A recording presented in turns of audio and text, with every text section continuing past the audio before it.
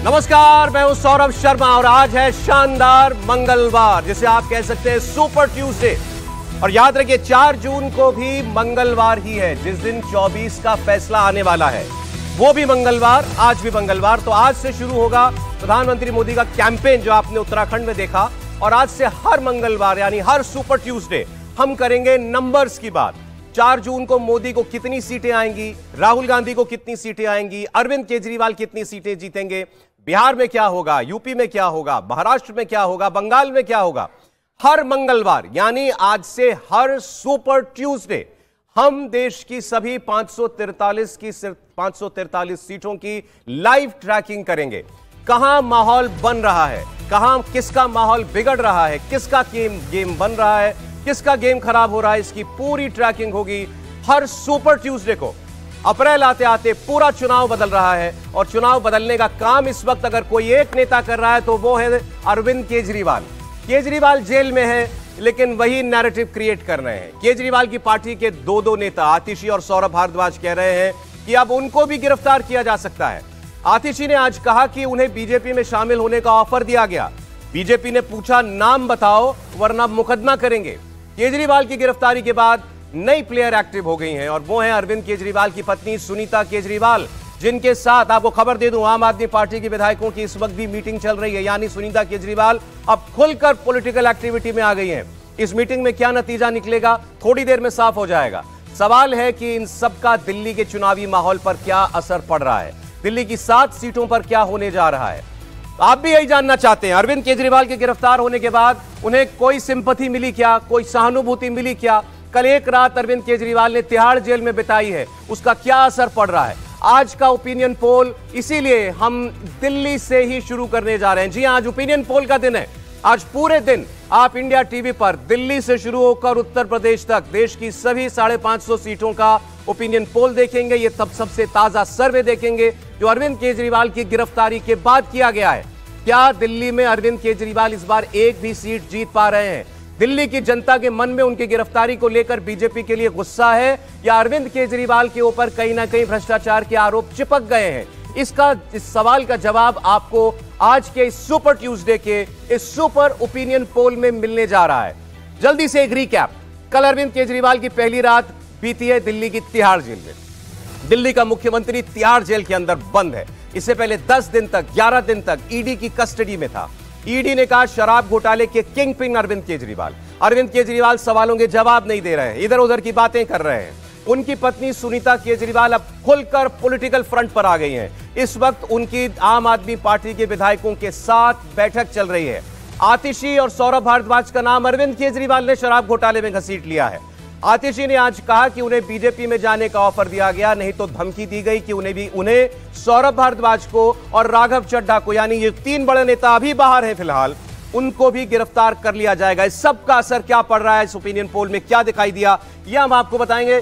मेहमानों के साथ पहले आपको मिलवा दे, भावेश झा सीएनएक्स से हमारे साथ हैं, जिन्होंने सर्वे किया। भावेश, बहुत स्वागत आपका। हर्षवर्धन त्रिपाठी जी हमारे साथ हैं। हर्षवर्धन जी, स्वागत आपका भी। राहुल महाजन साहब हमारे साथ यहाँ हमारे इस नए सेट पर मौजूद हैं। राहुल जी, आपका स्वागत है। और समीर चौगांवकर साहब भी हमारे साथ मौजूद हैं। प्रोफेसर संगीत रागी बस आपको किसी भी पल ज्वाइन करने जा रहे हैं, लेकिन पहले जरा आज की इन पॉलिटिकल खबरों की बात कर लें, फिर मैं आपके सामने दिल्ली का ओपिनियन पोल रखने जा रहा हूं, क्योंकि ये वक्त कहानी कुर्सी का भी होता है, ये आप जानते हैं। लेकिन आज सुपर ट्यूसडे है हर्षवर्धन जी, और हर मंगलवार आज से हर सुपर ट्यूसडे यही ऐसा ही सीटों का ट्रैकर हम दिखाने जा रहे हैं। लेकिन आज की ट्रैकर तो सुनीता केजरीवाल है, विधायकों के साथ बैठक खुल करके, और आतिशी कह रही है मुझे गिरफ्तार कर लेंगे, मुझे ही नहीं सौरभ भारद्वाज और राघव चड्ढा को भी। देखिए सौरभ जी, मुझे लगता है कि भारतीय राजनीति में अरविंद केजरीवाल अब तक के जितने भी आप कहें कि ये एक कैरेक्टर था, ये एक बदल देने वाली राजनीति, उसमें सबसे अलग है। और मैं ये मानता हूं कि उनके ऊपर अलग से शोध किया जाना चाहिए। अरविंद केजरीवाल जो राजनीति कर रहे हैं, इसका कोई भी और जोड़ नहीं मिलता। मतलब कहे कि प्रेसिडेंस होता है ना किसी चीज का, कि ऐसा कोई नेता है, कोई दूसरी तरह का नेता है, ये नेता आज तक नहीं था। अभी तक आप सोच रहे थे कि वो क्या क्या कर सकते हैं। वंशवाद, परिवारवाद और भ्रष्टाचार के विरोध की बुनियाद पर खड़ी पार्टी की पूरी पार्टी उनकी पत्नी सुनीता केजरीवाल के सामने नतमस्तक है। और हम राष्ट्रीय टेलीविजन पर यह चर्चा कर रहे हैं कि देश का विमर्श दिल्ली की 7 लोकसभा सीटों वाले जो आम आदमी पार्टी जिसमें 0 सीटें उसके पास हैं, हाँ। वो बदलने जा रही है क्या? तो बड़ी बात है, इसीलिए मैं कह रहा हूं शोध का विषय है। अब दूसरी जो बड़ी बात, जब आतिशी मार्लेना ने कल शाम 6 बजे के आसपास कहा कि हम कल धमाका कर देंगे, तो सबको लगा भाई क्या धमाका होगा, तो ये तो सबको पता था कि सबको भाजपा कह रही कि हमारे में आ जाओ। अच्छा, भाजपा जिस तरह से ले रही लोगों को, उसमें बहुत आश्चर्य नहीं होता है, क्योंकि वो तो किसी को भी राह चलते ले लेती है कि भाई आ जाओ, तुम भी आ जाओ, दाग भी लगा है तो छूट जाएगा, सब कुछ हो जाएगा। लेकिन आतिशी जब ये कहती हैं और उसमें बिना किसी संदर्भ के, कोई वजह नहीं, बेचारा वो अभी मतलब मैं चूंकि बीमारी में है इसलिए बेचारा कह रहा हूं, राघव चड्ढा वो बेचारे अभी अपनी आंख का इलाज करा रहे हैं। ना, लेकिन वो लोग पूछ रहे हैं कितना लंबा इलाज भाई? नहीं, मान लीजिए लंबा हो गया, थोड़ा राहत लेनी है, थोड़ा अस्पताल में रुकना है, यहां दिल्ली से बैठ के लंदन मार दिया। इतना बड़ा निशाना, इतना तगड़ा निशाना तो मुझे राजनीति में नहीं दिख रहा है। आतिशी मार्लेना ने जो कल किया है, अब फिर से हम ये मान सकते हैं नए सिरे से। आपने उस दिन बताया था, भास्कर ने शायद बताया था कि नंबर 2 तो वो हो गई। अब मुझे लगता है कल की प्रेस कॉन्फ्रेंस के बाद बिना किसी बहस के स्वीकारना चाहिए कि दिल्ली में अरविंद केजरीवाल के जो जिसको हम कहते हैं नंबर 2, वो आतिशी मार्लेना है। ठीक है, लेकिन भैया भरोसा तो घरवाली से ज्यादा किसी पर नहीं होता। और वो इस वक्त बैठक कर रही है विधायकों के साथ। रागी जी पहुंच गए स्टूडियो में। रागी जी, सुनीता केजरीवाल की विधायकों के साथ बैठक, पॉलिटिकल इनिंग शुरू। हाँ, मुझे लगता है कि ये तो होना ही था। एक फिल्म है ना, उसका कैप्शन ये है, प्यार तो होना ही था। तो अरविंद केजरीवाल को किसी पर विश्वास नहीं हुआ। अंतिम में कुल मिलाकर के अपनी पत्नी पर ही वो विश्वास हुआ। और जो कहा जा रहा था कि ये क्या दूसरी राबड़ी देवी होंगी, तो पढ़ी लिखी राबड़ी देवी का पदार्पण हो चुका है। जो दूसरी बात जो कल से मुझे ध्यान में आ रहा है कि आखिर अरविंद केजरीवाल ने जो बात चार्जशीट में रखी हुई थी, उसको कल एएसजी ने क्यों कोर्ट में ये बात कही? कहीं ऐसा तो नहीं? देखिए, अरविंद केजरीवाल बहुत शातिर प्लेयर हैं, ये हमको मान के चलिए। और जो एक प्रोफेशनल सातिराना अंदाज है, कहीं उससे ज्यादा वो सातिर हैं, बड़ा पढ़े लिखे आदमी हैं। ईडी ने अपने चार्जशीट में कहा है कि शराब घोटाले का किंगपिन जो है वो ये है। कहीं ऐसा तो नहीं कि अरविंद केजरीवाल आतिशी का और सौरभ भारद्वाज का नाम लेकर के वो पूरे जांच की दिशा को ही भटकाना चाहते हो? और ईडी जो है वो अपना फोकस जो है वो किंगपिन पर रखे हुए है। और इसीलिए अभी तक, क्योंकि हो सकता था यदि ईडी का ऐसा नहीं होता तो ईडी जो है वो आतिशी को भी समन भेजती। मैं ऐसा इसलिए कह रहा हूं कि विजय नायर उनके कैंपेन मैनेजर भी था, और विजय नायर को इनफैक्ट इंट्रोड्यूस करने वाला कोई और नहीं था। जो कहा जा रहा था कि से उनको मनीष सिसोदिया ने नहीं, विजय नायर को इंट्रोड्यूस आम आदमी की पार्टी में बेसिकली आतिशी मार्लेना ने ही किया था। इसलिए मैं ऐसा कह रहा हूं कि उनको ईडी का समन पहले मिलना चाहिए था। अच्छा, लेकिन ईडी ने इसको समन नहीं दिया। आज लेकिन ओपिनियन पोल का दिन है, जिसे हम कह रहे हैं सुपर ट्यूसडे। 4 जून भी सुपर ट्यूसडे है। हर हफ्ते हर सुपर ट्यूसडे को, हर मंगलवार को आप यूं ही हमारा ये लाइव ट्रैकर देखेंगे सीटों का। लेकिन आज बात जरा हम दिल्ली की पहले कर रहे हैं। दिल्ली की 7 सीटों में से एक भी नहीं मिली अरविंद केजरीवाल को, कांग्रेस को, पिछले 2 चुनावों में। लेकिन इस बार दिल्ली की कहानी पलटी है भाई। अलायंस भी हो गया है, अलायंस के साथ साथ केजरीवाल जेल भी पहुंच गए। तो आपका अनुमान क्या कह रहा है? मेरे पास तो है नंबर, आपको लग रहा है दिल्ली में कुछ कहानी बदल रही है? देखिए, मुझे लगता है कि थोड़ा टफ फाइट है। एक तो इसलिए नहीं कि क्योंकि बीजेपी कोई कमजोरी से चुनाव लड़ रही है। बीजेपी के चुनाव जो है वो प्रधानमंत्री नरेंद्र मोदी के नाम पे होगा, जो अपने आप में जो है उनके नाम पे बहुत सारा वोट पड़ता है।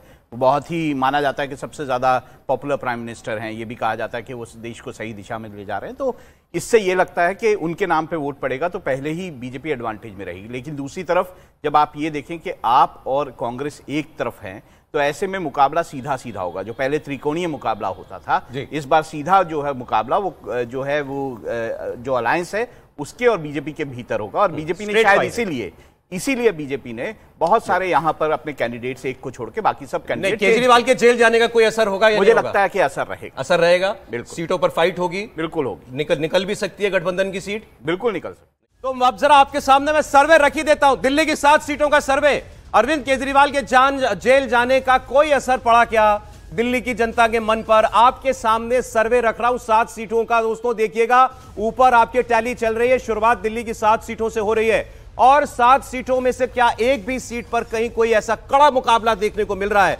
अरविंद केजरीवाल के जेल जाने का कहीं कोई असर दिखाई देता है क्या? ये आपके सामने आ रहा है ओपिनियन पोल। दिल्ली की 7 लोकसभा सीटें जो सातों की सातों थी भारतीय जनता पार्टी के पास 2014 में भी और 2019 में भी, इसका क्या असर पड़ने जा रहा है? सर्वे आपके सामने आ रहा है दिल्ली की 7 लोकसभा सीटों का। चांदनी चौक, इसके अलावा उत्तर पूर्वी दिल्ली के बाद उत्तर पश्चिमी दिल्ली, तमाम सीटें पश्चिमी दिल्ली, दक्षिणी दिल्ली, क्या कोई असर है? देखिए, सातों की सातों सीटें भारतीय जनता पार्टी एक बार फिर जीतती हुई दिखाई दे रही है। सर्वे कह रहा है दिल्ली के अंदर कोई प्रभाव अरविंद केजरीवाल का जेल जाने का नहीं है। दिल्ली में इनफैक्ट शराब घोटाले की आंच अरविंद केजरीवाल तो महसूस कर ही रहे हैं। इस बार गठबंधन में भी कहानी पलटती हुई नहीं दिखाई दे रही है। गठबंधन होने के बावजूद दिल्ली की सातों सीटें भारतीय जनता पार्टी जीत सकती है एक बार फिर लगातार स्ट्रेट तीसरे चुनाव के अंदर। यह बड़ी खबर है इस वक्त जो हम आपको दे रहे हैं। इंडिया टीवी सीएनएक्स के ओपिनियन पोल के मुताबिक अरविंद केजरीवाल के ऊपर जो आरोप लगे हैं और उसके बाद उनकी हिरासत और इस फिलहाल जेल, इसका दिल्ली के वोटर के मन पर उनको सहानुभूति देने वाला कोई प्रभाव पड़ता हुआ नहीं दिखाई दे रहा। भावेश, बिल्कुल सही कह रहे हैं आप। पूरे दिल्ली का जो कॉस्मोपॉलिटन सिटी है, यहाँ पे आप यदि ये उम्मीद करें कि कोई नेता यदि भ्रष्टाचार के मामले में जेल में है और उसके लिए सिंपैथी है लोगों के मन में, तो ये बेईमानी होगा। दिल्ली में बहुत पढ़े लिखे लोग हैं, अधिकतर आप देखें 2-3 कॉन्स्टिट्यूंसी को छोड़ के, तो उनकी जो एवरेज लिटरेसी रेट है वो लगभग 100% के आसपास है। तो वहाँ पर ये मान लेना कि उसका सिंपैथी वोट अरविंद केजरीवाल को मिलेगा, वो बहुत ही मुश्किल है। देखिए, दिल्ली में जो अरविंद केजरीवाल की जो ताकत रही है वो भ्रष्टाचार के खिलाफ लड़ने वाली की रही है। जिस तरह अरविंद केजरीवाल ने 2014 का इलेक्शन आप याद कीजिए, उससे पहले जब इनका गठबंधन हुआ था कांग्रेस के साथ पहली बार, उसके बाद उस टाइम तो वो अपने जो पॉपुलैरिटी के सबसे बड़े शिखर पे थे। उस टाइम आपने देखा होगा जब उन्हें पॉपुलैरिटी के शिखर पे थे, पहले उन्होंने फ्री बिजली फ्री पानी इंट्रोड्यूस किया था, बहुत ज्यादा पॉपुलैरिटी हुआ था। उसके बाद भी बीजेपी वहां पे 7 की 7 सीट ले आई थी। उसका सबसे बड़ा रीज़न ये था कि उन्होंने कांग्रेस के साथ वहाँ गठबंधन किया था, एक वजह वो थी।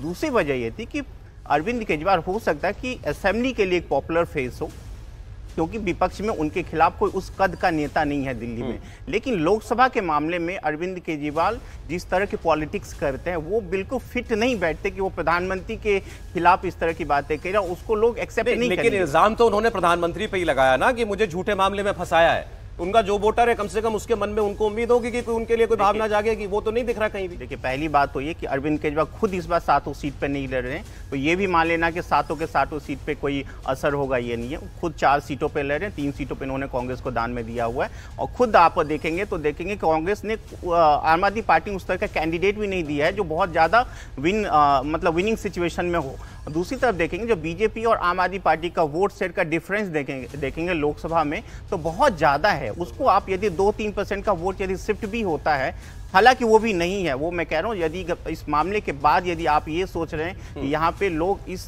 ढंग से सोच के कि इनको अरेस्ट हो गया, 2-3% वोट भी एक्स्ट्रा नहीं मिला गठबंधन? बिल्कुल नहीं, मुझे तो ऐसा कोई भी आदमी नहीं मिला। मुझे कम 5 से 10% वोट अरविंद केजरीवाल का घटेगा लोकसभा चुनाव।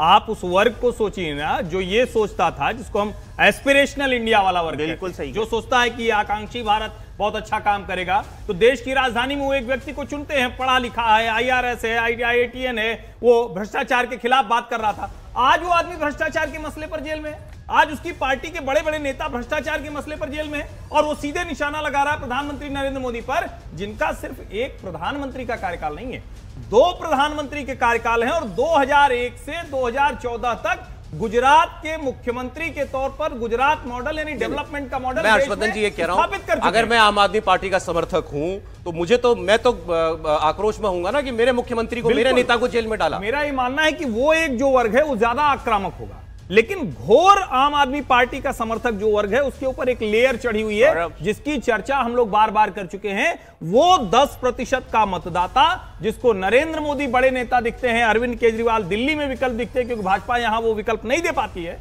वो छिटकेगा, वो दुखी होगा, वो पीड़ित होगा, वो गुस्सा होगा। क्या आपको जोड़ रहे थे? देखिए, जो हर्षवर्धन जी बात करते, देखिए दिल्ली में बीजेपी और आम आदमी पार्टी का जो वोट से जो स्विच होता है, हम लोग पहले भी इस पे बात कर चुके, 20% का वो जो ब्रैकेट है जो असेंबली में अरविंद केजरीवाल को मिलता है और लोकसभा में, बिल्कुल वो वोटर किसी का नहीं है, वो वोटर एंटी कांग्रेस वोट है। ये आप मान के चलिए, वो एंटी कांग्रेस वोट है, कांग्रेस को वोट नहीं गया है वो, जो असेंबली में केजरीवाल को मिलता है और लोकसभा में बिल्कुल। तो वो ये मान लेना कि ये भ्रष्टाचार के मामले के बाद, और एंटी कांग्रेस का वो वोट बैंक बना कब? वो वोट बैंक बना जब एंटी कांग्रेस मूवमेंट चल रहा था इंडिया में, जो अन्ना का आंदोलन चल रहा था। एंटी कांग्रेस मूवमेंट मानिए, एंटी करप्शन मूवमेंट मानिए, वो वोट बैंक इनके खिलाफ है लोकसभा में। तो ये मान लेना कि वो एंटी कांग्रेस वोट या एंटी करप्शन वोट इस वजह से अरविंद केजरीवाल को या कांग्रेस के अलायंस को मिलेगा, बहुत बेमानी। ठीक है समीर जी, आपको हैरानी है कोई कि केजरीवाल को कोई सिंपैथी नहीं मिली? नहीं, मुझे कोई हैरानी नहीं, और हम तो कई बार कहानी कुर्सी में इस बात की चर्चा कर भी चुके थे पिछली बार कि 7 सीटें भारतीय जनता पार्टी जीतने वाली है। देखिए 2014 में जब अरविंद केजरीवाल अपनी लोकप्रियता के शिखर पर रहे थे, उस समय भी भारतीय जनता पार्टी ने 7 सीटें जीती। 2019 में भी भारतीय जनता पार्टी ने 7 सीटें जीती। और आप देखिए 2024 में भारतीय जनता पार्टी अपने 7 में से 6 सांसदों का टिकट काट देती है, सिर्फ मनोज तिवारी को रिपीट कर रही है। उसके बाद भी भारतीय जनता पार्टी जीत रही है। और जब अरविंद केजरीवाल और कांग्रेस का गठबंधन हो रहा है, अरविंद केजरीवाल भ्रष्टाचार के आरोप में गिरफ्तार हो गए हैं, पार्टी के अन्य नेताओं के ऊपर जांच चल रही है। अरविंद केजरीवाल दिल्ली की जनता को यह भरोसा दिलाने में विफल रहे कि उन्हें गलत तरीके से गिरफ्तार किया गया है। और उनकी गिरफ्तारी के पास जिस तरीके से दिल्ली की जनता उदासीन रही, वह यह बता रहा था कि दिल्ली की जनता इस बात को मान रही है कि अरविंद केजरीवाल ने कहीं ना कहीं भ्रष्टाचार किया है और उनके खिलाफ कार्रवाई हो रही है। मुझे लग रहा है अरविंद केजरीवाल चाहे कांग्रेस से चले जाए या अरविंद केजरीवाल का कैडर सड़क पर उतर जाए, 7 सीटें भारतीय जनता पार्टी जीतेगी। और इसका असर सिर्फ दिल्ली में नहीं होगा। आप देखिए अरविंद केजरीवाल के जो करप्शन के आरोप में जेल गए, पंजाब में जो इन्हें समर्थन मिला था, पंजाब में भी इनका समर्थन कम हो जा रहा है। अच्छा, इस दिल्ली के बाद हम पंजाब का ही सर्वे आपको दिखाने वाले हैं। तो पंजाब में भी स्थिति साफ हो जाएगी, जहां पर आम आदमी पार्टी बहुत मजबूत है दिल्ली की तरीके से, और वहां लेकिन अलायंस नहीं है। क्या इसको इस तरीके से भी देखा जा सकता है कि लोगों ने कहीं ना कहीं अरविंद केजरीवाल के ऊपर जो आरोप लगा है उसमें कुछ दम पाया? इस पर भी हम लोग बात करेंगे, लेकिन मैं जरा दिल्ली की एक एक सीट की चर्चा कर लेना चाहता हूं। और भावेश से हम ये जानेंगे, जैसा अभी राहुल जी कह रहे थे, कुछ सीटों पर फाइट होनी चाहिए, आपको ऐसा लगता है? मुझे ऐसा किसी कोई एक सीट आपको ऐसी दिखाई दे रही है? मैं चांदनी चौक से शुरू कर रहा हूं। बीजेपी ने उम्मीदवार बदला है यहां पर, प्रवीण खंडेलवाल जो है यहां से लड़ रहे हैं कांग्रेस, और कांग्रेस के पास है चांदनी चौक की सीट। चांदनी चौक की सीट पर कोई मुकाबला दिख रहा है? नहीं, चांदनी चौक सबसे सेफ सीट है बीजेपी के लिए मेरे मामले में। और वो सब मुझे लगता है दिल्ली में सबसे ज्यादा अंतर से यदि बीजेपी का कोई कैंडिडेट जीत सकता है तो प्रवीण खंडेलवाल जीतेंगे। दूसरी सीट है उत्तर पूर्वी दिल्ली। मनोज तिवारी जो एक उम्मीदवार, एक सांसद अपना रिटेन किया है, रिपीट किया है जिसको चुनाव में, मनोज तिवारी वर्सेस कांग्रेस, ये भी यहां भी कांग्रेस के साथ टक्कर है उत्तर पूर्वी दिल्ली में, ये सीट। हाँ बिल्कुल, यहाँ पे थोड़ा सा फाइट देख सकते हैं, क्योंकि देखिए मनोज तिवारी जब बीजेपी के प्रेसिडेंट थे उस टाइम भी उनका जो समन्वय था जो यहाँ के बीजेपी के स्टेट यूनिट से बहुत अच्छा नहीं था। तो वो एक थोड़ा सा मेरे ख्याल से डिसअपॉइंटेड है। बीजेपी ने हालांकि बहुत स्मार्टली, क्योंकि बीजेपी को एक पूर्वांचल का एक फेस चाहिए था, जिसके वजह से, क्योंकि दिल्ली में पूर्वांचल का वोटर्स एक बहुत बड़ी फैक्टर है और वही एक फैक्टर अरविंद केजरीवाल को असेंबली में बहुत हेल्प करते हैं। तो उसके लिए शायद इनको रिपीट किया है, लेकिन ज़्यादा बेहतर होगा यदि इनको रिप्लेस किया जाता है, क्योंकि बहुत सबसे ज़्यादा एंटी अब तो हो गया, अब तो हो गया, लेकिन सबसे ज़्यादा जो माहौल मतलब एंटी सेंटिमेंट है वो इन्हीं के खिलाफ था लोकसभा कैंडिडेट के रूप में। लेकिन सीट निकालते दिख रहे हैं। हाँ, सीट निकाल लेंगे। जैसा मैंने कहा कि गैप जो है वो बहुत ज्यादा है, लगभग 20% के आसपास का गैप है नंबर 1 नंबर 2 पार्टी में। तो हारेंगे तो नहीं, लेकिन थोड़ा सा मुश्किल जरूर होगी इनके लिए। रागी साहब, अरविंद केजरीवाल को कोई सहानुभूति का वोट नहीं? देखिए, मुझे तो मैं तो इससे इतर जाता हूँ। यदि आज 10 सीटें होती तो भारतीय जनता पार्टी को दिल्ली में 10 की 10 सीटें मिलती। अरविंद केजरीवाल के प्रति सहानुभूति के लिए कौन आएगा?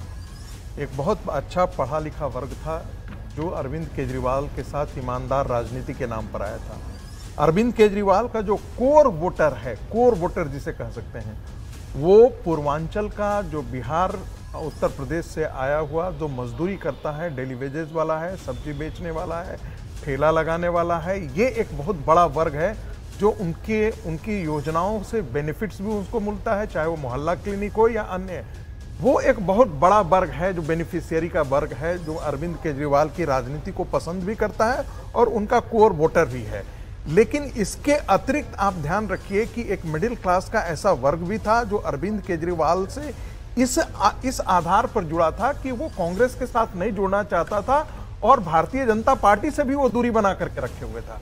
वो वोटर जो है वो अरविंद केजरीवाल के पास चला गया है। ऐसी स्थिति में जब अरविंद केजरीवाल के खिलाफ एक सबूत है, सबूत के तौर पर ईडी ने प्रस्तुत किया है और उस सबूत को लगभग कोर्ट ने अमान्य नहीं किया है, नहीं तो जेल नहीं देता कोर्ट ने, बेल नहीं मांगने जा रहे हैं।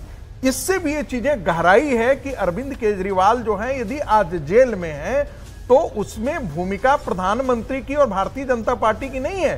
कोर्ट ने कहीं ना कहीं माना है कि वो जेल के योग्य हैं, इसीलिए उनको जेल में डाल दिया है, इसलिए उनको जुडिशियल कस्टडी में दे दिया है। यदि अरविंद केजरीवाल बेल पर निकल जाते हैं, कल जाकर के हाईकोर्ट उनको बेल दे देता है या सुप्रीम कोर्ट बेल देता है, तब दिल्ली की राजनीति की तस्वीर बिल्कुल बदल जाएगी। लेकिन इसकी मुझे दूर दूर तक संभावनाएं नहीं दिखती हैं। और आज के दिन में यदि चुनाव होता है, इसी स्थिति में पृष्ठभूमि में चुनाव होता है, तो यकीन मानिए भारतीय जनता पार्टी के लिए कोई बहुत बड़ा चैलेंज नहीं। दिल्ली में वोट अभी आगे पड़ना है, शुरुआती फेजेस में नहीं है, तो आप कह रहे हैं केजरीवाल बाहर आ गए तो शायद असर कुछ पड़े। इसका असर हो सकता है, ठीक है, इसका असर हो सकता है। देखिए एक बार बस मैं ईस्ट दिल्ली की सीट भी दिखा दूं, फिर आप बोलिएगा। एक मिनट एक कमेंट करता हूं कि देखिए ऐसा नहीं है कि सिर्फ केजरीवाल के सेंटीमेंट के कारण कोई यहाँ बदलाव होगा। केजरीवाल ने सोमनाथ भारती या महाबल मिश्रा या फिर सहीराम पहलवान जिस तरह के कैंडिडेट्स दिए हैं, बड़े अच्छे कैंडिडेट, उन्होंने धरातल पे काम किया हुआ है। ये कैंडिडेट्स जो हैं ये भी अपने आप में मजबूत कैंडिडेट्स हैं और सिर्फ कि कोई सेंटीमेंट से हो जाएगा ऐसा नहीं है। और बीजेपी ने जिन नए नामों पर, चेहरों पर जो अपना दाव लगाया है, ऐसा नहीं है कि वो टेस्टेड कोई चेहरे।